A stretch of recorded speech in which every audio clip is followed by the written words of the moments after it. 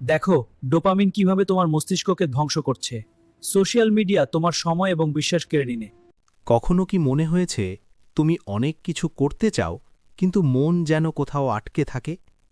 পড়তে বসো, কাজ শুরু করতে চাও, কিন্তু অজন্তেই হাত চলে যায় ফোনের দিকে।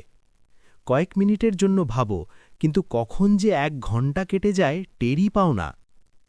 কখনো কি মনে হয়েছে তোমার বড় স্বপ্ন হাতের কাছে, কিন্তু রোজকার ছোট ছোট বাধা সব ভাঙিয়ে দেয়?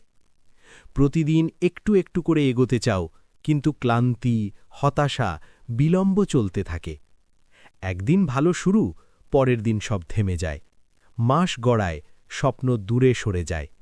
কেন হয় এটা? কারণ আমরা চাই সবকিছু তাৎক্ষণিক, ঝটপট সাফল্য, রাতারাতি ফল। আসলে আমাদের মস্তিষ্ক খুব সহজে দ্রুত আনন্দের সাথে অভ্যস্ত হয়ে যায়। বারবার ফোন দেখা, ছোট ছোট নোটিফিকেশন, একের পর এক ভিডিও, এগুলো মুহূর্তের জন্য ভালো লাগে, মনে হয় একটু আরাম পেলাম। কিন্তু ধীরে ধীরে মন গভীর মনোযোগ হারাতে শুরু করে।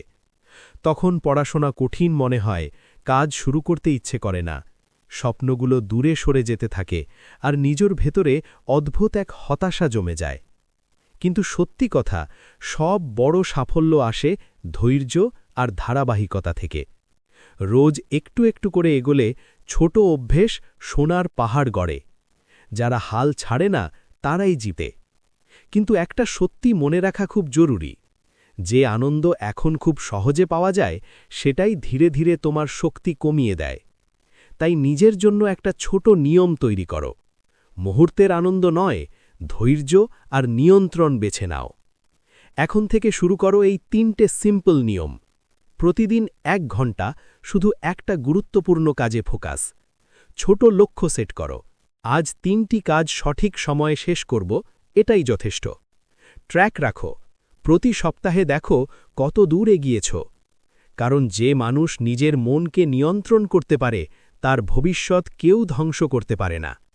মনে রেখো, যে রোজ 1% উন্নতি করে সে 1 বছরে 37 গুণ এগিয়ে যায়। তোমার স্বপ্ন অপেক্ষা করছে, ধৈর্য ধরো, ধারাবাহিক হও। কারণ সত্যিকারের জয়ী হল সেই মানুষ যে প্রতিদিন ছোট লড়াই জয় করে। আজ থেকে শুরু, তোমার ভবিষ্যৎ তোমার হাতে।